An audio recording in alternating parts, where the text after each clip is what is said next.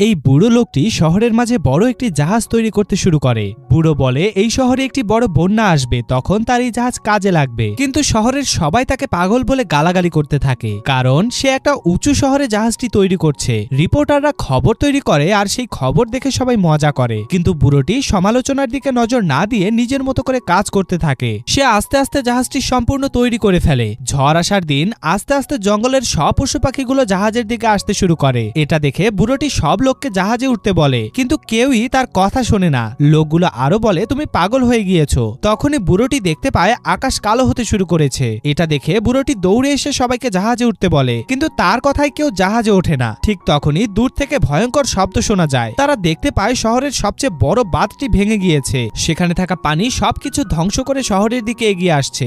এটা দেখে সবাই ভয় পেয়ে যায়। সবাই তাড়াতাড়ি জাহাজের ভেতরে প্রবেশ করে। মুহূর্তের মধ্যে পানি এসে শহরের সবকিছু ধ্বংস করে দেয়। বড় বড় দালান ভেঙে ফেলে, কিন্তু বুড়োটির জাহাজের তেমন কোনো ক্ষতি হয় না, যার জন্য জাহাজে থাকা সবাই বেঁচে যায়। এটা দেখে সবাই বুড়ো লোকটিকে বাহবা দিতে থাকে।